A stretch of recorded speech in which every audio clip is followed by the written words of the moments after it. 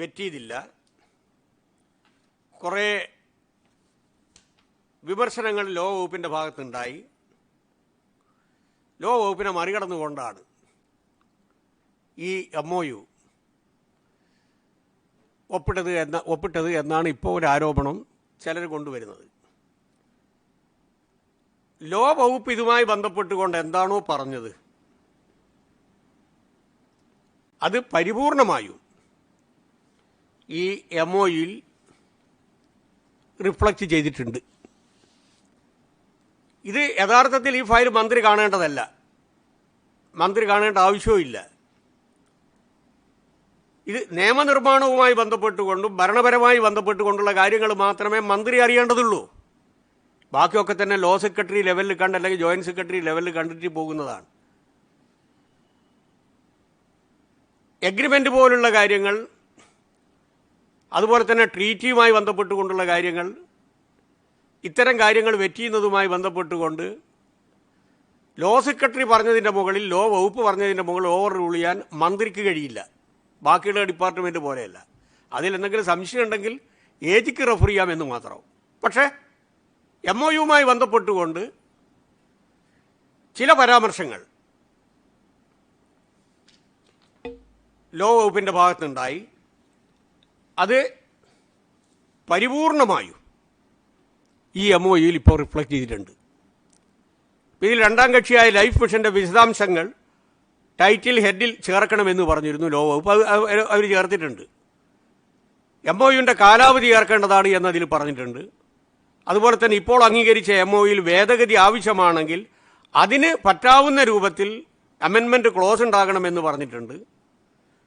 ഇങ്ങനെയുള്ള ചില കാര്യങ്ങളാണ് ഇതുമായി ബന്ധപ്പെട്ടുകൊണ്ട് സാധാരണ നിലയിൽ, അതായത് ഒരു എഗ്രിമെൻറ്റോ അല്ലെങ്കിൽ ഇതുമായി ബന്ധപ്പെട്ടുകൊണ്ടുള്ള മറ്റേതെങ്കിലും രേഖകളോ ഇത് നിയമപരമാണോ അല്ലെങ്കിൽ എന്തെങ്കിലും കൂട്ടിച്ചേർക്കേണ്ടതുണ്ടോ അല്ലെങ്കിൽ ഒഴിവാക്കേണ്ടതുണ്ടോ എന്ന് സാധാരണ നിലയിൽ ലോനോട് ചോദിക്കുമ്പോൾ ലോ അതിൽ അഭിപ്രായം പറയും. ആ രൂപത്തിലുള്ള അഭിപ്രായമല്ലാതെ ഈ MOU വേണ്ട എന്നോ MOU കേരള ഗവൺമെൻറ്റിൻ്റെ താല്പര്യത്തിനെതിരാണ് എന്നോ ലോ വകുപ്പിൻ്റെ ഭാഗത്തു നിന്ന് ഒരു പരാമർശം ഉണ്ടായിട്ടില്ല. ലോ വകുപ്പ് പറഞ്ഞ ചില കാര്യങ്ങൾ, ക്ലാരിഫിക്കേഷൻ വരുത്തേണ്ട കാര്യങ്ങൾ, അത് പരിപൂർണമായും ഇതിൽ റിഫ്ലക്റ്റ് ചെയ്തിട്ടുമുണ്ട്. ഇതിൽ പിന്നെ വരുന്ന ഒന്ന് രണ്ട് പ്രശ്നങ്ങൾ, ഇത് കേന്ദ്ര ഗവൺമെൻറ്റിൻ്റെ വിദേശകാര്യ വകുപ്പിൻ്റെ അംഗീകാരം ഉണ്ടായിരുന്നോ എന്നുള്ളതാണ്. ഒരു കാര്യം നമ്മൾ മനസ്സിലാക്കേണ്ടത്, ഇത്തരം കാര്യങ്ങളിൽ വിദേശ മന്ത്രാലയത്തിൻ്റെ അനുമതി വേണ്ടത് ഏതൊക്കെയാണ് എന്നതിനെ സംബന്ധിച്ച് വ്യക്തമായി 2018 സ്റ്റാൻഡേർഡ് ഓപ്പറേറ്റിംഗ് പ്രൊസീജിയറിൽ കേന്ദ്ര ഗവൺമെൻറ് കൃത്യമായി നിർവചിച്ചിട്ടുണ്ട്. അതിലൊന്ന് ബിറ്റ്വീൻ സിറ്റീസ്, രണ്ട് രാജ്യങ്ങളിലെ നഗരങ്ങളുമായി ബന്ധപ്പെട്ടുകൊണ്ടുള്ള കരാർ. രണ്ട്, between city and province of A foreign country, ഒരു രാജ്യത്തിലെ ഒരു സിറ്റിയും ഫോറിൻ രാജ്യത്തിലെ ഒരു പ്രൊവിൻസും അല്ലെങ്കിൽ സംസ്ഥാനവും. മൂന്നാമത് ബിറ്റ്വീൻ പ്രൊവിൻസസ്, മറ്റ് സംസ്ഥാനങ്ങളിലെ ഒരു സംസ്ഥാനം നമ്മുടെ രാജ്യത്തിലെ ഒരു സംസ്ഥാനം. അങ്ങനെ സംസ്ഥാനങ്ങൾ തമ്മിൽ, സംസ്ഥാനവും സിറ്റിയും തമ്മിൽ, സിറ്റികൾ തമ്മിൽ ഉണ്ടാകുന്ന കരാറിന് മാത്രമേ SOP ഗൈഡ് ലൈൻ നിർവഹിച്ചിട്ടുള്ളൂ. ആ SOP ഗൈഡ് ലൈൻ പ്രകാരം തന്നെയാണ് ഇവിടെ ഈ MOU ഒപ്പിട്ടിട്ടുള്ളത്. ഈ MOUയിൽ കൃത്യമായി ഇതുമായി ബന്ധപ്പെട്ടുകൊണ്ടുള്ള രണ്ട് പാർട്ടികളിൽ ഏതെങ്കിലും ഒരു പാർട്ടിക്ക് കോൺട്രാക്റ്റ് കൊടുക്കുന്നതിന്, ആ കോൺട്രാക്റ്റുമായി ബന്ധപ്പെട്ടുകൊണ്ട് അവർക്ക് എഗ്രിമെൻ്റ് വെക്കുന്നതിന് ഒരു തടസ്സവും ഇല്ല. അത് ഈ MOUയിലുള്ളതാണ്. ഈ രണ്ട് പാർട്ടികളിൽ ഏതെങ്കിലും ഒരു പാർട്ടിക്ക് അവർക്ക് ഇതുമായി ബന്ധപ്പെട്ടുകൊണ്ട് കോൺട്രാക്ടറെ വെക്കാം. അങ്ങനെ കോൺട്രാക്ടറെ വെക്കുമ്പോൾ മറ്റേ കക്ഷിക്ക് ചോദ്യം ചെയ്യാൻ പാടില്ല. അതും ഈ MOUയിൽ കൃത്യമായി സൂചിപ്പിച്ചിട്ടുണ്ട്. ഇതിൽ ഒരു കാര്യം മനസ്സിലാക്കേണ്ടത്, ഈ പാവങ്ങൾക്ക് കുറച്ച് വീട് കിട്ടുന്നതിനുള്ള അസൂയാണിത്. 2.25 ലക്ഷം വീടുകളാണ് പട്ടികജാതി പട്ടികവർഗങ്ങൾ ഉൾപ്പെടെയുള്ള പിന്നോക്ക സമുദായങ്ങൾക്കും മുന്നോക്ക സമുദായത്തിലെ പാവപ്പെട്ടവർക്കും ഗവൺമെന്റ് കൊടുത്തത്. ഒരു 2 ലക്ഷം വീടുകൾ കൂടി കൊടുക്കാനുള്ള നടപടികൾ ആരംഭിച്ചു. അതിന് നമ്മുടെ കയ്യിൽ സ്ഥലമില്ല. അപ്പോൾ സ്ഥലവും വീടും കൊടുക്കുന്ന ഒരു 3ാം ഘട്ട പദ്ധതിയിലാണ് ഈ പദ്ധതി ഉൾപ്പെടുത്തിയത്. അതിന്റെ ഭാഗമായി മനോഹരമായ കോൺക്രീറ്റ് കെട്ടിടം, നല്ല ഹാബിറ്റേറ്റ് രൂപം കൊടുത്ത പ്ലാനോട് കൂടിയിട്ടുള്ള കെട്ടിടം വടക്കാഞ്ചേരിയിൽ പാവപ്പെട്ട പട്ടികജാതി പട്ടികവർഗക്കാർക്കും പിന്നോക്കക്കാർക്കും വേണ്ടി പണിയുന്ന സമയത്ത് അവിടെയുള്ള MLA ഈ സാങ്കേതികത്വത്തിന്റെ പേര് പറഞ്ഞുകൊണ്ട് ഉറഞ്ഞതുള്ളുവാണോ വേണ്ടത്? സാങ്കേതികമായ എന്തെങ്കിലും ലക്കുന ഉണ്ടെങ്കിൽ, ലൂപ്പ് ഹോൾ ഉണ്ടെങ്കിൽ അത് പരിഹരിക്കാം.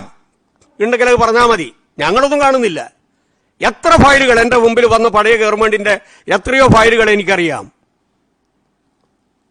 ഈ രൂപത്തിലുള്ള ന്യൂനതകൾ ഉണ്ടായി, അത് റെക്ടിഫൈ ചെയ്തിട്ടുണ്ട്. ഇവിടെ കേരള ഗവൺമെന്റ് ഒരു വിദേശ ഏജൻസിയുമായി എഗ്രിമെന്റ് MOU ഒപ്പിടുന്നു. ആ MOUന്റെ അടിസ്ഥാനത്തിൽ ഗവൺമെന്റ് കൊടുത്ത സ്ഥലം, ഗവൺമെന്റ് കൊടുത്ത പ്ലാൻ പ്രകാരം MOU പ്രകാരം തന്നെ അവർ വീട് വെക്കുന്നു. അർഹതപ്പെട്ട ബെനിഫിഷ്യറീസിനെ ഗവൺമെന്റ് തിരഞ്ഞെടുക്കുന്നു, അവർക്കത് കൈമാറുന്നു. ഇതിനെന്തിനാ അസൂയപ്പെടുന്നത്? എന്നിട്ട് കുറെ എണ്ണം അവിടെ പോവാ. എന്നിട്ട് ഈ കോൺക്രീറ്റ് കെട്ടിടം ഇങ്ങനെ ചൊട്ടി നോക്കുക, ഇങ്ങനെ മൂത്തിട്ടുണ്ടോ എന്ന്, പടുത്തയാക്കാൻ മൂത്തിട്ടുണ്ടോ എന്ന് നോക്കുന്നത് പോലെ ഇങ്ങനെ വിരളുകൊണ്ട് ഇഷ്ടികന്റെ മുകളിൽ ചതല് പറ്റിയിട്ടുണ്ടോ? എന്ത് നോക്കാനാണ് ഇവർ പോയത്? 10 പൈസ കൊടുത്ത ആൾക്കാരാണോ ഇവർ? ഇവിടെ ഹോക്കി വന്നു, ഇവിടെ പ്രളയം വന്നു, ഇവിടെ കോവിഡ് വന്നു. 10 പൈസ കൊടുത്തിട്ടുണ്ടോ ഇവർ? ഇവർക്ക് എന്താ ചോദിക്കാനുള്ള അധികാരം? കുറെ സംഘടനകളുണ്ടല്ലോ, KSU ഉണ്ട്, INTUC ഉണ്ട്, മൂത്ത കോൺഗ്രസ് ഉണ്ട്, യൂത്ത് കോൺഗ്രസ് ഉണ്ട്. ഓരോ ദിവസവും ബഹുമാനപ്പെട്ട മുഖ്യമന്ത്രി ഇവിടെ പത്രസമ്മേളനം നടത്തുമ്പോൾ അവരവർക്ക് കഴിയാവുന്ന സംഭാവന കൊടുക്കുന്നുണ്ടല്ലോ. ഈ കതറു വിട്ട് ഇസ്തിരി വിട്ട് ഇങ്ങനെ തിളങ്ങി നിൽക്കുന്ന കുറെ ആൾക്കാർ നമ്മുടെ ഈ കേരളത്തിലുണ്ടല്ലോ. 10 പൈസ കൊടുത്തോ? അത് കൊടുത്തിട്ട് പറ. പൊളിക്കലല്ല വേണ്ടത്. അത്ര കഷ്ടപ്പെട്ടിട്ടാണ് കേരള ഗവൺമെന്റ് ഈ പ്രതിസന്ധിയെ തരണം ചെയ്യുന്നത്. ഒരു നല്ല വാക്ക് പറയാൻ ഇവർക്ക് കഴിയുന്നുണ്ടോ? എല്ലാം പൊളിക്കുക. ഈ കേരളത്തിന്റെ വികസനവുമായി ബന്ധപ്പെട്ടുകൊണ്ട് കോടിക്കണക്കിന് രൂപയുടെ വികസന പ്രവർത്തനങ്ങളാണ് കേരള ഗവൺമെന്റ് നടത്താൻ പോകുന്നത്. അതിനെ ഞങ്ങൾ കൺസൾട്ടൻസി വെച്ചിട്ടുണ്ട്. ഒരൊറ്റ കൺസൾട്ടൻസിയെ മാറ്റാൻ പോകുന്നില്ല. ഈ കൺസൾട്ടൻസിയെ കൊണ്ട് തന്നെ ഞങ്ങൾ ഈ പണി നടത്തുന്നതിനുള്ള പ്രാരംഭ നടപടികൾ സ്വീകരിക്കും. നിയമപരമായിട്ടുള്ള ടെൻഡറിന്റെ അടിസ്ഥാനത്തിൽ അർഹതപ്പെട്ടവർക്ക് ഇത് അവാർഡ് ചെയ്ത് കൊടുക്കും. ആരെന്ത് പറഞ്ഞു കഴിഞ്ഞാലും പിന്നോട്ട് പോകുന്ന പ്രശ്നമില്ല. ഇപ്പൊ ഈ ഗവൺമെന്റിന്റെ അവസാന കാലഘട്ടത്തിൽ കുറെ പണികളുണ്ട്. അപ്പൊ കുറെ ഉദ്യോഗസ്ഥന്മാരെ പിടിച്ച്, കുറെ IAS പിടിച്ച് ഡീമോറലൈസ് ചെയ്യിപ്പിച്ച് സ്തംഭിപ്പിക്കാമെന്നല്ലേ ഉദ്ദേശിക്കുന്നത്? നടക്കില്ല.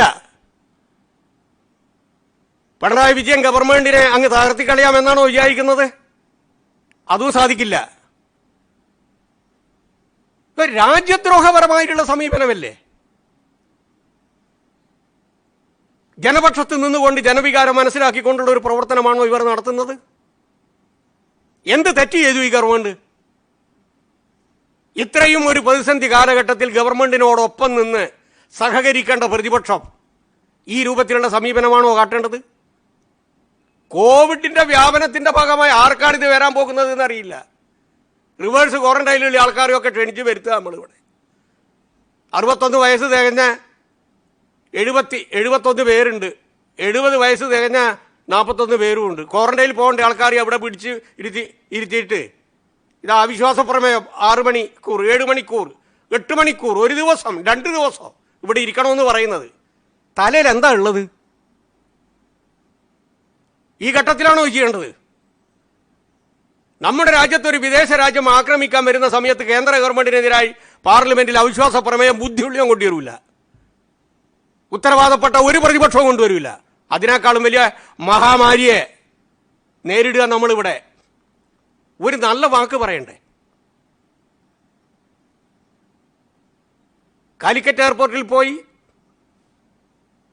കളക്ടറും അതുപോലെ തന്നെ SP-യും പോസിറ്റീവായി. അവരുടെ യോഗം ബഹുമാനപ്പെട്ട മുഖ്യമന്ത്രി വിളിച്ചു. ആ ഒറ്റ കാരണത്താൽ സ്വാഭാവികമായും ക്വാറന്റൈനിൽ പോകാൻ ബഹുമാനപ്പെട്ട മുഖ്യമന്ത്രി നിർബന്ധിക്കപ്പെടും. എന്നിട്ട് ഒളിച്ചോടി അവിടെ വീട്ടിലിങ്ങനെ കിടക്കുക. ലജ്ജയില്ലേ പറയാനിതൊന്നും?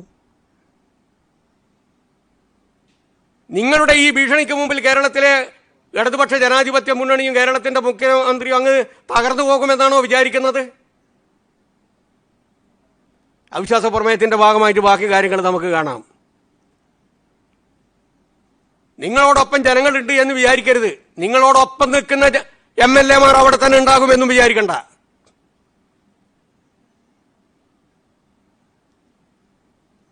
പ്രതിപക്ഷത്തിന്റെ ഏറ്റവും ദയനീയമായ ചിത്രമായിരിക്കും ഇനിയുള്ള ദിവസങ്ങളിൽ കാണാൻ പോകുന്നത്. കേരള ജനതയുടെ മുമ്പിൽ നിങ്ങൾ മാപ്പ് പറയേണ്ടി വരും. ഈ ചെയ്ത കുറ്റങ്ങൾക്കൊക്കെ മാപ്പർഹിക്കാത്ത കുറ്റമാണ് നിങ്ങൾ ചെയ്യുന്നത്. എന്ത് തെറ്റ് ഞങ്ങൾ ചെയ്തു? നിങ്ങളുടെ കാലഘട്ടത്തിൽ 32 പ്രാവശ്യം നിങ്ങൾ ചെയ്ത ഒരു തെറ്റുമായി ബന്ധപ്പെട്ടുകൊണ്ട് ബഹുമാനപ്പെട്ട ഹൈക്കോടതിയിൽ നിന്ന് 32 പ്രാവശ്യം നിങ്ങൾക്ക് സ്ട്രിക്ചേഴ്സ് ഉണ്ട്. സരിത കേസുമായി ബന്ധപ്പെട്ടുകൊണ്ട് ഇവിടെ ഒരു ഗവൺമെന്റ് ഉണ്ടോ എന്ന് ബഹുമാനപ്പെട്ട ഹൈക്കോടതി ചോദിച്ചിട്ടുണ്ട്. ഇന്നേ വരെ ഈ ഉയർത്തിക്കൊണ്ടുവന്ന ആരോപണവുമായി ബന്ധപ്പെട്ടുകൊണ്ട് ഒരു വാക്ക് കേരളത്തിലെ ഇടതുപക്ഷ ജനാധിപത്യ മുന്നണിക്കോ അല്ലെങ്കിൽ അതിന് നേതൃത്വം കൊടുക്കുന്ന ബഹുമാനപ്പെട്ട മുഖ്യമന്ത്രിക്കോ എതിരായി ഒരു സെന്റൻസ് ബഹുമാനപ്പെട്ട ഹൈക്കോടതിയുടെ ഭാഗത്ത് നിന്ന് വന്നിട്ടുണ്ടോ? മറ്റു കാര്യങ്ങളിലേക്കൊന്നും കടക്കാൻ ഞാൻ ആഗ്രഹിക്കുന്നില്ല. ഇത്തരം ചില രാഷ്ട്രീയ കാര്യങ്ങൾ കൂടി ഈ സാംസ്കാരിക വകുപ്പിന്റെ പ്രവർത്തനവുമായി ബന്ധപ്പെട്ടുകൊണ്ട് അനുബന്ധമായി ഞാൻ സൂചിപ്പിച്ചു എന്ന് മാത്രം.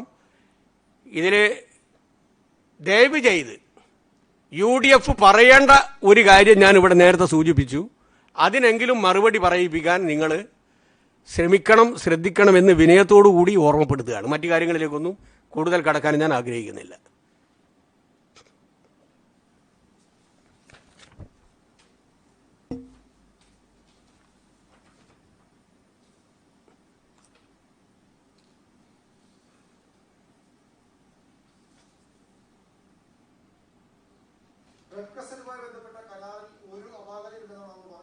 ഒരപകതിയില്ല.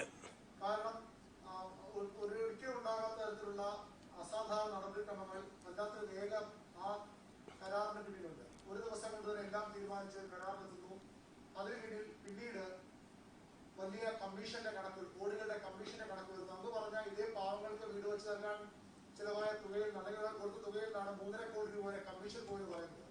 അതിലേക്ക് നയിച്ചത് ഈ കരാറും അതിൽ ശിവശങ്കർ ഇടപെടലില്ലേ? അങ്ങ് എല്ലാവരെയും പിന്തുണയ്ക്കുകയാണോ? ശിവശങ്കറിനെ കൂടി പിന്തുണച്ചാണോ അങ്ങയുടെ ഇപ്പോഴത്തെ വാർത്താ സമ്മേളനം? ശിവശങ്കരനുമായി ബന്ധപ്പെട്ടുകൊണ്ട് നേരത്തെ ഞാൻ സൂചിപ്പിച്ചല്ലോ, ശിവശങ്കരന് വല്ലാത്ത രൂപത്തിലുള്ള വിശ്വാസമുള്ളത് കൊണ്ടായിരുന്നല്ലോ 66,000 കോടി രൂപയുടെ കരാറ് UDF വെച്ചത്. ആ കരാറുമായി ബന്ധപ്പെട്ടുകൊണ്ടാണല്ലോ മലയാള മനോരമ എഴുതിയത് 427 കോടി രൂപയുടെ അധിക ബാധ്യത എന്ന്. അതിനാരാ ഉത്തരം പറയേണ്ടത്? ഞങ്ങളാണ് ഉത്തരം പറയേണ്ടത്. നമ്പർ 2, ഒരു വികസന പ്രവർത്തനവുമായി ബന്ധപ്പെട്ടുകൊണ്ട് പാവപ്പെട്ട ആൾക്കാർക്ക് വീട് കൊടുക്കുന്ന പരിപാടിയുമായി ബന്ധപ്പെട്ട് ഒരു ദിവസമല്ല, ഒരു മണിക്കൂർ കൊണ്ട് നടപടികൾ സ്വീകരിക്കേണ്ടി വരും. നമ്പർ 3, ഇതുമായി ബന്ധപ്പെട്ടുകൊണ്ട് ആരെങ്കിലും കമ്മീഷൻ പറ്റിയിട്ടുണ്ടെങ്കിൽ അത് ഗവൺമെന്റിന്റെ ചെലവുപ്പെടുത്തണ്ട. അത് ഞങ്ങളുടെ ചെലവിൽ പെടുത്തി രക്ഷപ്പെടാൻ ആരും ആഗ്രഹിക്കുകയും ചെയ്യണ്ട. ഇതിന് 1 കോടിയല്ല, അറിയോ, 4,25,00,000 കമ്മീഷൻ. ഇതിലെ കൈരളി ബ്രിട്ടാസ് കൊണ്ടുവന്നിട്ടുള്ള അതീവ ഗുരുതരമായിട്ടുള്ള ഒരു ആരോപണമുണ്ട്. നിങ്ങൾ ശ്രദ്ധിച്ചിട്ടുണ്ടാവും. ഒരു പ്രത്യേക സ്ഥലത്ത് വെച്ച് ഒരു പ്രത്യേക വാഹനത്തിൽ ഒരു പ്രത്യേക വ്യക്തി ഈ കാശ് കൈമാറുന്നു. എന്റെ ഈ 1 കോടിക്കപ്പുറം 3.25 കോടി രൂപയുമായി ബന്ധപ്പെട്ടുകൊണ്ടുള്ള കമ്മീഷനെ സംബന്ധിച്ച് നിങ്ങളുടെ കണ്ണു പോകാത്തത്? അവരെ ഒക്കെ നിയമത്തിന്റെ മുമ്പ് കൊണ്ടുവരണം, ശിക്ഷിപ്പിക്കണം. പ്രതിജ്ഞാബദ്ധമാണ് ഗവൺമെന്റ്. ഗവൺമെന്റുമായി ബന്ധപ്പെട്ടുകൊണ്ടുള്ള ഒരു പ്രൊജക്ടിന്റെ ഭാഗമായി ആരെങ്കിലും എക്സ് ഓർ വൈ ഗവൺമെന്റിനെ പറ്റിക്കുന്നുണ്ടെങ്കിൽ ഒരു രൂപത്തിലും അംഗീകരിക്കില്ല. മാത്രമല്ല, അതുമായി ബന്ധപ്പെട്ട എല്ലാവരെയും നിയമത്തിന്റെ മുമ്പിൽ കൊണ്ടുവരാനുള്ള കേന്ദ്ര ഏജൻസികൾ നടത്തുന്ന അന്വേഷണത്തെ 100% ഗവൺമെന്റിന്റെ പിന്തുണ ഉണ്ടാകുമെന്ന് മാത്രമല്ല, ഞങ്ങളുടെ പരിധിയിൽ നിന്നുകൊണ്ട് നിയമപരമായി എന്തെങ്കിലും ചെയ്യാൻ പറ്റുമോ എന്ന കാര്യത്തെ സംബന്ധിച്ച് ഞങ്ങൾ ആലോചിക്കും.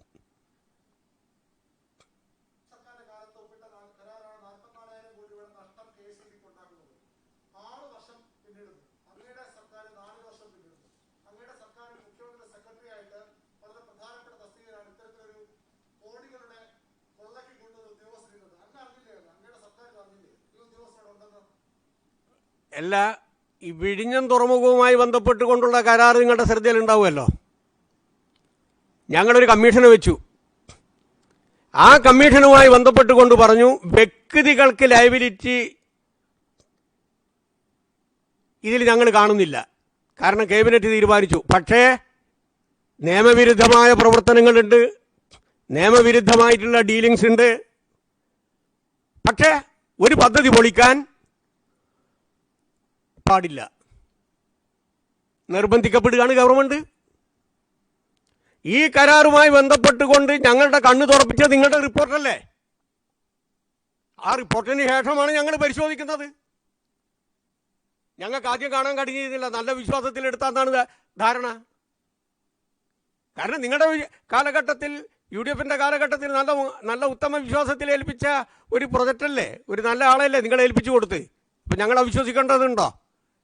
ഇപ്പം നിങ്ങൾ തന്നെ കൊണ്ടുവന്നു. നിങ്ങൾ എന്തായാലും ഉറച്ചു വെക്കാത്തത്? നിങ്ങൾ കൊണ്ടുവന്നിട്ടുള്ള ഒരു ആരോപണത്തിൽ നിങ്ങൾ എന്തുകൊണ്ട് ഉറച്ചു വെക്കുന്നില്ല? ആരോപണം തെറ്റായിരുന്നെങ്കിൽ പറയണം, ആ വാർത്ത തെറ്റായിരുന്നു, ശരിയായിരുന്നില്ല എന്ന് പറ. ബാക്കി പിന്നെ ഞാൻ പറയാ. ഗവൺമെന്റിന്റെ ശ്രദ്ധയിൽ വന്നാലാണല്ലോ ഇടപെടുക. 4.25 കോടി രൂപ കമ്മീഷനായി ഇതിൽ ഉൾപ്പെട്ടിട്ടുണ്ടെന്നാണ് മന്ത്രി തന്നെ ഇപ്പോൾ പറഞ്ഞത്. അല്ല, ഞാൻ ഒരു മാധ്യമം പുറത്തു കൊണ്ടുവന്നു എന്ന കാര്യം. അത് ഈ 4.25 കോടി രൂപ സർക്കാരിന്റെ ഒരു വളരെ ഡ്രീം പ്രോജക്റ്റ് ആണ്, ഒരു സ്വപ്ന പദ്ധതിയിലാണ് ഇത്തരത്തിലുള്ള ഒരു ഇടപെടൽ ഉണ്ടായിട്ടുള്ളത്, കോഴ ഉണ്ടായിട്ടുള്ളത്. ഇത് എന്തുകൊണ്ടാണ്? ഇത് സർക്കാർ കൂടി ഇക്കാര്യത്തിൽ ഗൗരവമായ ഒരു അന്വേഷണം നടത്തേണ്ടതല്ലേ? സർക്കാരിന്റെ യഥാർത്ഥത്തിൽ ഉത്തരവാദിത്വമല്ലേ ഇതില്?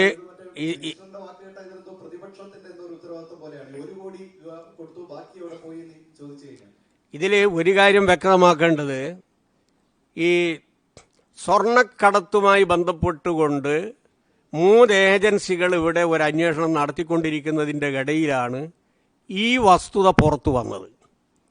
അപ്പോൾ സ്വാഭാവികമായും ഇതിൻ്റെ A to Z ആ ഏജൻസികൾക്ക് കണ്ടുപിടിക്കാൻ പറ്റും, കാരണം അവരെ കബളിപ്പിക്കാൻ പറ്റില്ല. അതോടൊപ്പം തന്നെ ഇതുമായി ബന്ധപ്പെട്ടുകൊണ്ട് കേരള ഗവൺമെന്റിന് നിയമപരമായി എന്തെങ്കിലും ചെയ്യാൻ പറ്റുമോ? നിയമപരമായി ആ കാര്യത്തെ സംബന്ധിച്ച് ഞങ്ങൾ ആലോചിക്കും. മൂന്നാമത്തെ കാര്യം, ഈ എഗ്രിമെന്റിൽ വ്യക്തമായി പറയുന്നുണ്ട്, ഈ എഗ്രിമെന്റിലെ A പാർട്ടിയും B പാർട്ടിയിലും ഏതെങ്കിലും ഒരു പാർട്ടി സ്വതന്ത്രമായിട്ട് തന്നെ അവർക്ക് കോൺട്രാക്ട് വെക്കാം, കോൺട്രാക്ട് കൊടുക്കാം, അതിൽ മറ്റേ പാർട്ടി ഇടപെടാൻ പാടില്ല എന്ന് കൃത്യമായി ഈ എഗ്രിമെന്റിൽ തന്നെ സൂചിപ്പിക്കുന്നുണ്ട്. അതുകൊണ്ട് ഞങ്ങൾക്ക് ഇടപെടാൻ പറ്റില്ല, ഒരു രൂപത്തിൽ നിയമപരമായിട്ട് ഇടപെടാൻ പറ്റില്ല.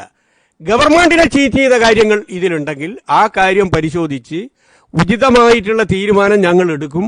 അതിന് ഏറ്റവും സഹായകരമായ രൂപത്തിലുള്ള ഒരു ഇൻവെസ്റ്റിഗേഷൻ ആയിരിക്കും ഇതിന്റെ ഭാഗമായി കേന്ദ്ര ഗവൺമെന്റിന്റെ ഭാഗത്തുണ്ടാകുക എന്നാണ് ഞങ്ങൾ പ്രതീക്ഷിക്കുന്നത്. കാരണം അവരാണിത് കൊണ്ടുവന്നത്.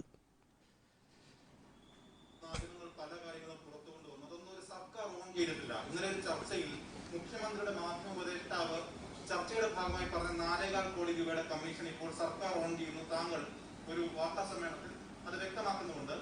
കൃത്യമായ ബോധ്യം ഈ 4.25 കോടി രൂപ ലൈഫ് മിഷന്റെ 20 കോടി പദ്ധതിയുമായി ബന്ധപ്പെട്ട് കമ്മീഷൻ പോയെന്ന ബോധ്യം സർക്കാരിനുണ്ടോ? അങ്ങനെയെങ്കിൽ അന്വേഷണം പ്രഖ്യാപിക്കും. ഞാൻ ഈ അന്വേഷണവുമായി ബന്ധപ്പെട്ടുകൊണ്ട് എന്താണ് അന്വേഷണ കമ്മീഷന്റെ മുമ്പിൽ ഈ കക്ഷികൾ പറഞ്ഞത് എന്നുള്ളത് എനിക്കറിയില്ല.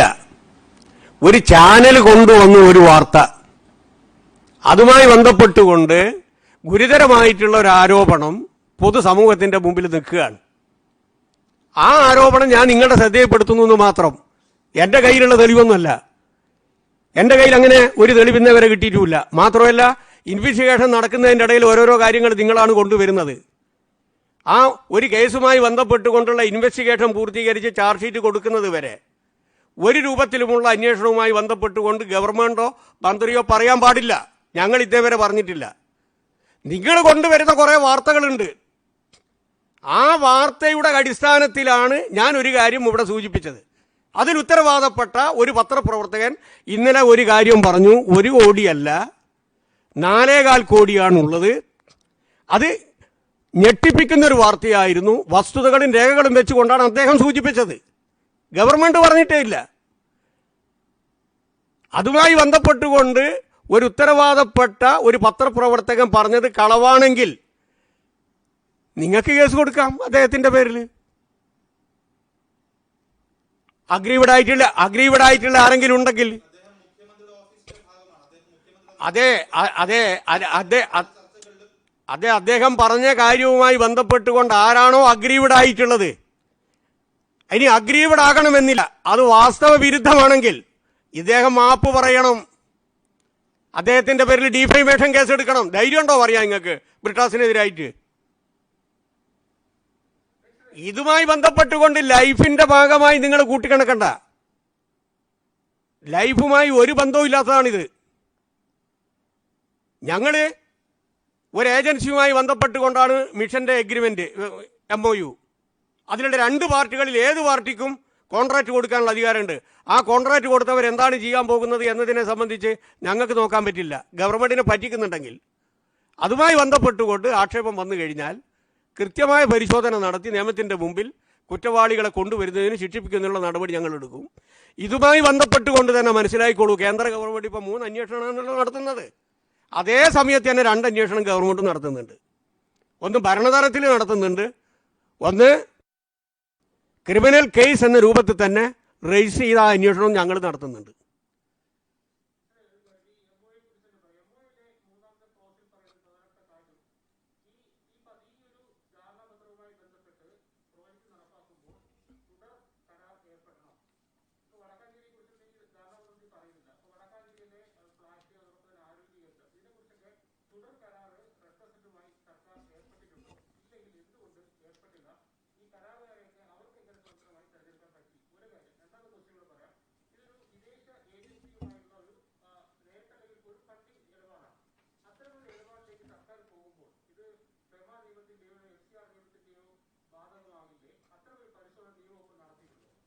ഇതിൽ നിയമവകുപ്പിൻ്റെ മുമ്പിൽ വരുന്നത് ഈ MOU നിയമപരമായി നിൽക്കുമോ, ഇതിൽ ഏതെങ്കിലും രൂപത്തിൽ നിയമപരമായി എന്തെങ്കിലും ഡ്രാഫ്റ്റിങ്ങിൽ എന്തെങ്കിലും തകരാറുകളുണ്ടോ, ഇത്തരം കാര്യങ്ങൾ മാത്രമേ നിയമവകുപ്പ് നോക്കുന്നുള്ളൂ.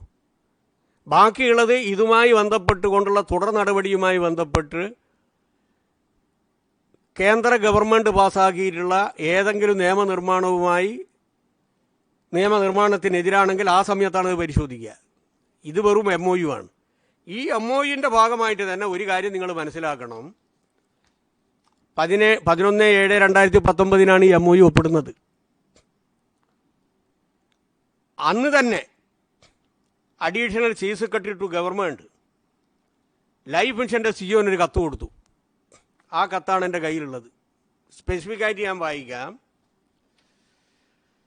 I am directed to inform you that a team of UAE Red Crescent Authority headed by such and such, അവർ ബഹുമാനപ്പെട്ട മുഖ്യമന്ത്രിയെ 11/7/2019 കാണാൻ പോകുന്നുണ്ട്. They have offered to take up construction of a housing complex for homeless people, including flood affected, in a land to be identified by the government of Kerala. Then, the project will be directly executed by them. ഈ project അവർ ഡയറക്റ്റായിട്ട് execute ചെയ്യും എന്ന കത്ത് സിയോനുണ്ട്. ഇതിൻ്റെ ഭാഗമായി രൂപം കൊടുത്ത MOUയിൽ തന്നെ ഒരു ഭാഗം കൃത്യമായിട്ട് ഞാൻ വായിക്കാം. അതിൽ article 6 independence of both parties.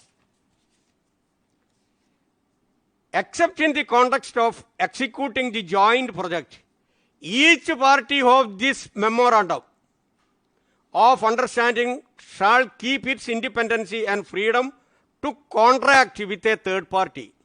Besides, each party shall not be responsible for the other party's actions and behavior. ഈ രണ്ട് പാർട്ടിയിൽ ഏതെങ്കിലും ഒരു പാർട്ടി ഒരു ഇൻഡിപെൻഡൻ്റ് ആയിട്ടുള്ള ഇതൊരു കോൺട്രാക്ടർക്ക് കൊടുക്കുന്ന ആ വർക്ക് സ്റ്റാർട്ട് ചെയ്യുന്നുണ്ടെങ്കിൽ അതിൽ മറ്റേ പാർട്ടി ഇടപെടാൻ പാടില്ല. നമ്പർ 1. നമ്പർ 2, ഇൻഡിപെൻഡൻ്റായി ഈ വർക്ക് എക്സിക്യൂട്ട് ചെയ്യാൻ അവർ സന്നദ്ധത പ്രകടിപ്പിച്ചു. പിന്നെ എന്ത് അഗ്രിമെൻ്റായി പറയുന്നത്?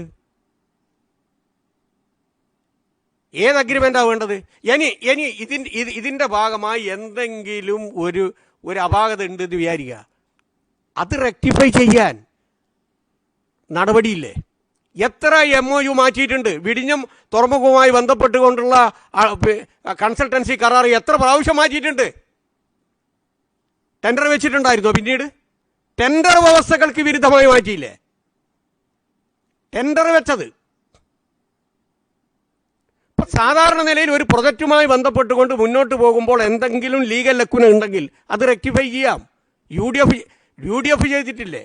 ഞാൻ തന്നെ വൈദ്യുതി വകുപ്പ് മന്ത്രിയായിരിക്കുന്ന സമയത്ത് UDFൻ്റെ കാലഘട്ടത്തിൽ ഉണ്ടാക്കിയിട്ടുള്ള കോൺട്രാക്റ്റുമായി ബന്ധപ്പെട്ടുകൊണ്ട് അവർ റെക്ടിഫൈ ചെയ്ത കാര്യം നിയമപരമായി നിൽക്കില്ല എങ്കിൽ പോലും അനിവാര്യമായി ചെയ്യേണ്ടതാണ് എന്ന് UDFൻ്റെ മുഖ്യമന്ത്രി നോട്ട് ചെയ്ത കാര്യം ഞാനത് ഏസച്ച് അംഗീകരിക്കുകയാണ് ചെയ്തത്. അങ്ങനെയാണ് കേരളത്തിലെ പ്രധാനപ്പെട്ട 2 പ്രൊജക്റ്റുകൾ യാഥാർത്ഥ്യമായത്. സ്വാഭാവികമല്ലേ? ഇനി അതിൽ എന്തെങ്കിലും തകരാറുണ്ടെങ്കിൽ ഈ പരിപാടി ഈ ലൈഫിനെ പൊളിക്കലാണോ പരിപാടി? ഒരു 10 പട്ടികജാതിക്കാർക്കും പട്ടികവർഗക്കാർക്കും പിന്നോക്കാർക്കും വീട് കിട്ടുന്നതിന് എന്തിനാണെന്ന് അസൂയ? നമ്മൾ കുറേ വരേണ്യ വിഭാഗങ്ങൾ, നമ്മൾ മാത്രം കുറച്ച് നല്ല സ്ഥിതിയിൽ ജീവിക്കുക.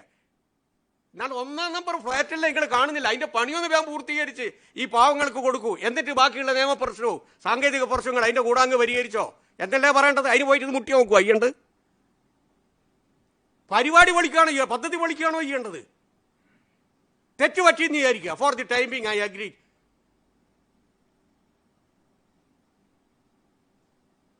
എന്നാൽ അത് പരിഹരിക്കാനുള്ള മാർഗ്ഗമില്ലേ? അതല്ലേ പറഞ്ഞു തരേണ്ടത്. നമുക്ക് പരിഹരിക്കാം, തെറ്റുകൾ ചൂണ്ടിക്കാണിക്കൂ, നമുക്ക് റെക്ടിഫൈ ചെയ്യാം. ഒരു പദ്ധതി പൊളിക്കാൻ പറ്റുമോ? അവർ തന്നെ കോൺട്രാക്റ്റ് കൊടുത്ത് അവർ തന്നെ അവാർഡ് ചെയ്ത പരിപാടിക്ക് ഇപ്പോൾ ഞങ്ങളുടെ തലയിൽ ആവശ്യമായിരുന്നത്. ശബരിമല പ്രോജക്റ്റുകൾ നോക്കൂ. ഞാൻ പറയണമെന്ന് വിചാരിച്ചില്ല. 2250 ഏക്കർ ഭൂമിയല്ലേ വിമാനത്താവളത്തിന് വേണ്ടി ഭക്തജനങ്ങളുടെ ഒരു ചിരകാല ആഗ്രഹമല്ലേ? ഗവൺമെന്റിന്റെ ഭൂമിയല്ലേ? ബഹുമാനപ്പെട്ട പ്രതിപക്ഷ നേതാവ് എന്താ പറയുന്നത്? അനധികൃതമായി ആ ഭൂമി കൈവശം വെച്ച ആൾക്കാർ, അതുമായി ബന്ധപ്പെട്ടുകൊണ്ടുള്ളൊരു കേസ് സിവിൽ കോടതിൻ്റെ ഏതോ ഒരു മൂലക്കുണ്ട്, അതുകൊണ്ട് ആ ഭൂമി തൊടാൻ പാടില്ല. അപ്പോൾ ഈ പദ്ധതി പൊളിക്കാന്നല്ലേ? അങ്ങനെയാണെങ്കിൽ എൻ്റെ വകുപ്പിൻ്റെ കീഴിലുള്ള പട്ടികവർഗ മെഡിക്കൽ കോളേജ് കണ്ണൂർ പാലക്കാട് ജില്ലയിലെ യാക്കര പഞ്ചായത്തിൽ NHന്റെ ഓരത്ത് UDFൻ്റെ കാലഘട്ടത്തിലല്ലേ സുപ്രീം കോടതിയിൽ കേസ് നിൽക്കുന്ന സമയത്തല്ലേ കൺസൾട്ടൻസിനെ വെച്ച് പണി ആരംഭിച്ചത്? അതോ ഒരു പദ്ധതിയുമായി ബന്ധപ്പെട്ടുകൊണ്ട് സ്വാഭാവികമല്ലേ അതിൻ്റെ തുടർച്ചയിൽ പല പ്രശ്നങ്ങളുണ്ടാവില്ലേ? ആ പ്രശ്നം പരിഹരിച്ച് ഇത് നാടിൻ്റെ നന്മയ്ക്ക് വേണ്ടി ഉപയോഗിക്കുക, അതല്ലേ നമ്മൾ ചെയ്യേണ്ടത്? മിനിസ്റ്റർ നേരത്തെ ചോദിച്ച ചോദ്യത്തിന്റെ തുടർച്ച തന്നെയാണ്. അതായത് മിനിസ്റ്റർ SOP വായിച്ചപ്പോൾ 2 രാജ്യങ്ങളുടെ സിറ്റികൾ തമ്മിൽ കരാറാകാം, സിറ്റിയും ഒരു പ്രൊവിൻസുമായി ബന്ധപ്പെട്ട് കരാറാകാം, 2 സ്റ്റേറ്റുകൾ തമ്മിലാകാം എന്നുള്ളതാണ് പറഞ്ഞത്. പക്ഷെ ഇവിടെ ഒരിടത്ത് നിൽക്കുന്നത് ഒരു ചാരിറ്റി ഓർഗനൈസേഷനാണ്, റെഡ് ക്രസന്റ് എന്ന് പറഞ്ഞിട്ട്. ആ നിലയിൽ മറ്റൊരു വിദേശ രാജ്യത്തെ ഒരു ചാരിറ്റി ഓർഗനൈസേഷനുമായി സംസ്ഥാന സർക്കാരിന്റെ ഏതെങ്കിലും ഒരു സ്ഥാപനത്തിന് നേരിട്ട് കേന്ദ്ര ആഭ്യന്തര മന്ത്രാലയത്തിന്റെ അനുമതിയില്ലാതെ അങ്ങനെ കരാറിൽ ഏർപ്പെടാൻ കഴിയുമോ? അതാണോ നിയമവകുപ്പിന്റെ? നിയമപരമായിട്ട് ഒരു തെറ്റുമില്ല. കാരണം ഞാൻ നേരത്തെ സൂചിപ്പിച്ചു, കൃത്യമായി എഗ്രിമെന്റ് MOU വെക്കേണ്ട കാര്യങ്ങളിൽ ഏതൊക്കെ മേഖലകളിലാണ് നമുക്ക് എഗ്രിമെന്റ് വെക്കാൻ സാധിക്കുക, ഏതൊക്കെ മേഖലയിൽ വെക്കാൻ പറ്റില്ല, ഇതിനെ സംബന്ധിച്ച് നല്ല വ്യക്തത SOPയിലുണ്ട്. അതിനനുസരിച്ചിട്ട് തന്നെയാണ് ഈ MOUയിൽ ഒപ്പിട്ടത്. ഞങ്ങളുടെ നിയമത്തിൻ്റെ അറിവ് വെച്ച് അത് ശരിയാണ് എന്നുള്ളത് തന്നെയാണ് ഞങ്ങൾ സൂചിപ്പിക്കുന്നത്. കാരണം ഈ ലൈഫ് മിഷൻ റെഡ് ക്രസന്റ് ധാരണാപത്രം സംബന്ധിച്ച് കൃത്യമായി ഇതിൽ ഈ standard operation 2/4/2018 standard operating procedure, ആ സ്റ്റാൻഡേർഡ് ഓപ്പറേറ്റിംഗ് പ്രൊസീജിയറിൽ നിന്നുകൊണ്ട് തന്നെയാണ് ഞങ്ങൾ ഒപ്പിട്ടിട്ടുള്ളത്. അതിൽ എന്തെങ്കിലും തെറ്റ് പറ്റിയെന്ന് തോന്നുന്നില്ല. ഇനി എന്തെങ്കിലും തെറ്റുപറ്റി ഇത് നിങ്ങൾ സ്പെസിഫിക്കായി ചൂണ്ടിക്കാണിച്ചു കഴിഞ്ഞാൽ നമുക്ക് MOU മാറ്റാലോ എന്ന് ഭേദഗതി വരുത്താലോ രണ്ട് പാർട്ടികളും വിചാരിച്ചു കഴിഞ്ഞാൽ ഇതിൽ വ്യവസ്ഥ ഉണ്ടല്ലോ. അത്രയും ഗുരുതരമായിട്ടുള്ള എന്തെങ്കിലും പ്രശ്നം ഉണ്ടെങ്കിൽ മെറിറ്റിലേക്ക് കടന്ന് ഈ MOUയിൽ എന്തെങ്കിലും ഒരു പ്രശ്നം ഉണ്ടെങ്കിൽ മാറ്റുന്നതിനൊരു ബുദ്ധിമുട്ടില്ലല്ലോ. നമുക്കൊന്നേ ഉള്ളൂ ഈ പാവങ്ങൾക്ക് വീട് കൊടുക്കുക എന്ന് മാത്രമേ ഉള്ളൂ. ഇത് കേന്ദ്ര ഗവൺമെൻറ് അംഗീകരിച്ച സ്റ്റാൻഡേർഡ് ഓപ്പറേറ്റിംഗ് പ്രൊസീജിയറിൽ ടൗൺ ടു ടൗൺ, ദെൻ ഒരു സംസ്ഥാന ഗവൺമെൻറ്റും മറ്റൊരു രാജ്യത്തെ ലോക്കൽ ഗവൺമെൻറ്റും തമ്മിൽ വെക്കുന്ന എഗ്രിമെൻറ്റിന് മാത്രമേ MOUവിൻ്റെ ഭാഗമായി വിദേശ മന്ത്രാലയത്തിൻ്റെ അംഗീകാരം വേണ്ടതുള്ളൂ. അല്ലാത്ത ഒരു എഗ്രിമെൻറ്റിനും ആവശ്യമില്ല. ആ എഗ്രിമെൻറ്റുമായി ബന്ധപ്പെട്ടുകൊണ്ട് നിങ്ങൾ ഒരു പദ്ധതി നടപ്പിലാക്കുമ്പോൾ അതിൻ്റെ ഭാഗമായി പണം വാങ്ങുന്നുണ്ടോ എന്ന് വിചാരിക്കുക. എന്നാൽ കേന്ദ്ര ഗവൺമെൻറ്റിൻ്റെ അംഗീകാരം വേണം. കേന്ദ്ര ഗവൺമെൻറ്റുമായി ബന്ധപ്പെട്ടുകൊണ്ടുള്ള നമ്മുടെ പ്രധാനപ്പെട്ട ആക്റ്റുകളുണ്ട്. ആ ആക്ടിൻ്റെ ഭാഗമായിട്ടുള്ള പ്രൊവിഷൻസ് എല്ലാം നമ്മൾ കോണ്ടംപ്ലേറ്റ് ചെയ്തു പോകണം.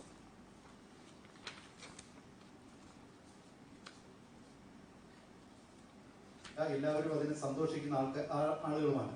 പക്ഷേ ഈ പാവങ്ങൾക്ക് വീട് വെക്കണം എന്നതിന്റെ പേരിൽ വിദേശത്ത് നിന്ന് ഇത്തരത്തിൽ ഈ പൈസ എത്തിക്കുകയും കോടിക്കണക്കിന് രൂപ തട്ടിയെടുക്കുകയും ചെയ്യുന്നതിനെ അതിനെങ്ങനെയാണ് ന്യായീകരിക്കാൻ? അത് കറക്റ്റാണ്. അതിൻ്റെ പിന്നിൽ ഒരു പടി ആൾക്കാർ ഇങ്ങനെയുള്ള കുറേ ഇത്തിക്കണ്ണുകൾ നമ്മുടെ നാട്ടിലുണ്ട്. അതില്ല എന്ന് നമ്മളാരും പറയുന്നില്ല.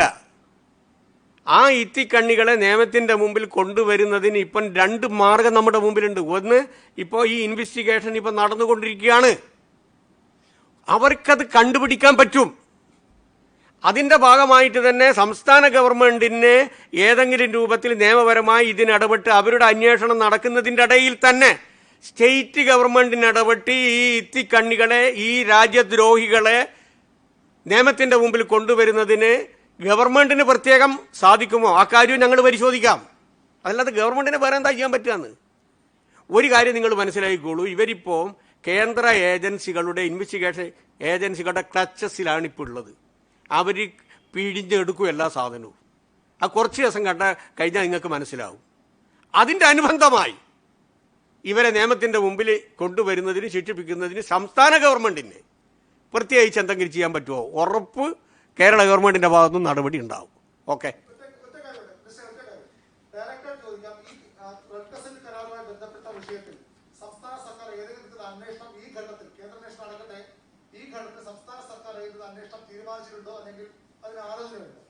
സംസ്ഥാന ഗവൺമെൻറ്റിന് അന്വേഷിക്കേണ്ട ആവശ്യം ഇപ്പില്ലല്ലോ. കാരണം MOU പ്രകാരമാണല്ലോ കാര്യങ്ങളൊക്കെ നടക്കുന്നത്. അതിൻ്റെ അനുബന്ധമായി വേറൊരു ഏജൻസി വരികയാണ്. ആ ഏജൻസിയെ ഉപയോഗപ്പെടുത്തിക്കൊണ്ട് വേറൊരു തട്ടിപ്പ് നടക്കുകയാണ്. അത് ഈ എഗ്രിമെൻറ്റുമായി യാതൊരു ബന്ധവുമില്ല. ഈ എഗ്രിമെൻറ്റിൻ്റെ വയലേഷൻ അല്ല. അപ്രശ്നവുമായി ബന്ധപ്പെട്ടുകൊണ്ടുള്ള അന്വേഷണമാണ് ഞാൻ നേരത്തെ പറഞ്ഞ കേന്ദ്ര 3 അന്വേഷണ ഏജൻസികൾ ഇപ്പം നടന്നുകൊണ്ടിരിക്കുകയാണ്. അവർ കൊണ്ടുവരട്ടെ നിയമത്തിൻ്റെ മുമ്പിൽ. അപ്പം നമുക്ക് നല്ല വെളിച്ചം കിട്ടും. രക്ഷപ്പെടില്ല, യാതൊരു സംശയവും വേണ്ട.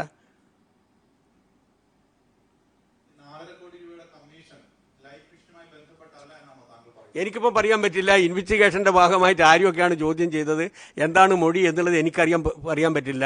പക്ഷേ ഗുരുതരമായൊരു ആരോപണം ഇന്നലെ നിങ്ങളുടെ കൂടെ തന്നെയുള്ള ഒരു പത്രപ്രവർത്തകൻ പൊതുസമൂഹത്തിൻ്റെ മുമ്പിൽ കൊണ്ടുവന്നു. അത് ഞാൻ ഇവിടെ ഷെയർ ചെയ്തു എന്ന് മാത്രം. എനിക്കതിൻ്റെ വറാസിറ്റിയെ സംബന്ധിച്ച് എനിക്കറിയില്ല. ഞാനൊരു അന്വേഷണം നടത്തുന്ന സമയത്തും ആ അന്വേഷണവുമായി ബന്ധപ്പെട്ടുകൊണ്ടുള്ള ഒരു വാക്ക് പോലും ഞാൻ പറയുകയില്ല. കാരണം ഐ ആം നോട്ട് കോമ്പീറ്റൻറ്റ്. എനിക്കതിനുള്ള അവകാശമില്ല.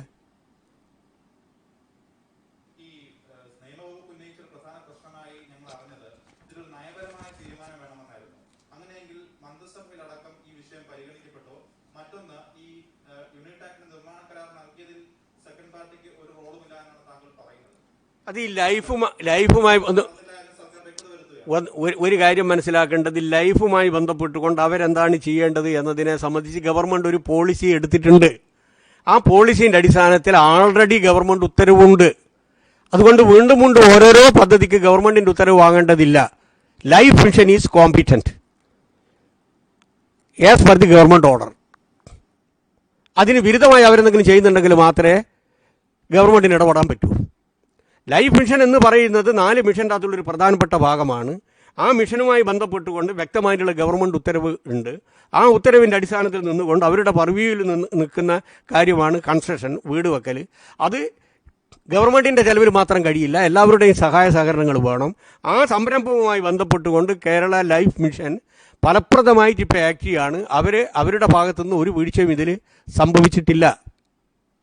ജൂലൈ 11 നിയമവകുപ്പിൽ നിന്നെത്തുമ്പോൾ ഇതിൽ പ്രശ്നങ്ങളുണ്ടെന്നും നയപരമായ ഒരു തീരുമാനം ആവശ്യമാണെന്നും നിയമവകുപ്പ് സർക്കാർ അറിയിച്ചിരുന്നു. അതാണല്ലോ ഞാൻ പറഞ്ഞത്, നയപരമായിട്ടുള്ള തീരുമാനം വേണം എന്നുള്ള കാര്യത്തിൽ ഒരു സംശയവുമില്ല. നയപരമായിട്ടുള്ള കാര്യം ലൈഫ് മിഷനുമായി ബന്ധപ്പെട്ടുകൊണ്ട് ആൾറെഡി എടുത്തു കഴിഞ്ഞു. നിയമവകുപ്പിൻ്റെ മുമ്പിൽ വരുന്ന പേപ്പറിൻ്റെ അടിസ്ഥാനത്തിലല്ലേ അവർക്ക് പറയാൻ പറ്റൂ. അതുമായി ബന്ധപ്പെട്ടുകൊണ്ട് കോണ്ടംപ്ലേറ്റ് ചെയ്യേണ്ട കാര്യങ്ങളെല്ലാം already observed by the government.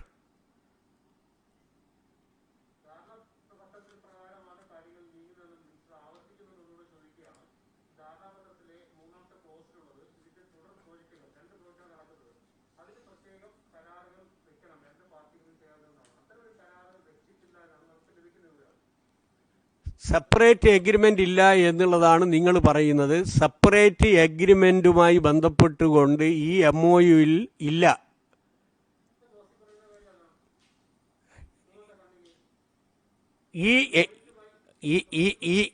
ഈ എഗ്രിമെൻറ്റുമായി ബന്ധപ്പെട്ടുകൊണ്ട്, ഈ MOUമായി ബന്ധപ്പെട്ടുകൊണ്ട് സെപ്പറേറ്റ് ആയിട്ടുള്ള ഒരു എഗ്രിമെൻറ്റ് ഈ വീട് നിർമ്മാണവുമായി ബന്ധപ്പെട്ടുകൊണ്ട് വെക്കേണ്ടതില്ല. കാരണം ഞാൻ നേരത്തെ സൂചിപ്പിച്ചു, അവർ തന്നെ വളണ്ടിയറായി ഗവൺമെൻറ്റിന് ഒരു കത്ത് തന്നു കഴിഞ്ഞു ത്രൂ ലോക്കൽ സെൽഫ് ഗവൺമെൻറ് LSGയുമായി ബന്ധപ്പെട്ടുകൊണ്ട്.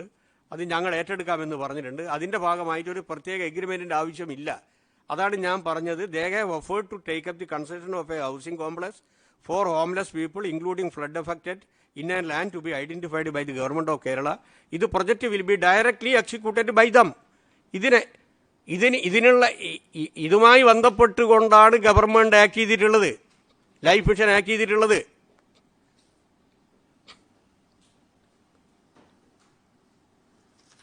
മിസ്റ്റർ ശിവശങ്കറിനെ സർക്കാർ മുഖ്യമന്ത്രി വലിയ രീതിയിൽ വിശ്വസിച്ച ഉദ്യോഗസ്ഥനാണ്.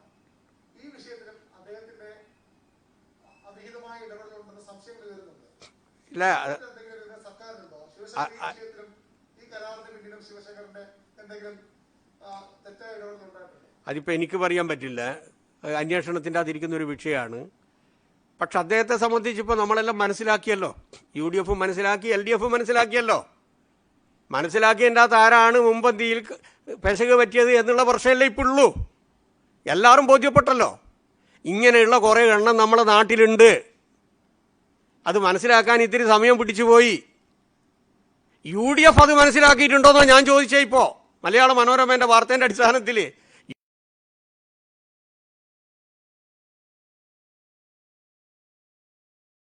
UDF ഇപ്പോൾ മനസ്സിലാക്കിയിട്ടുണ്ടോ ഇയാളെ സംബന്ധിച്ച്?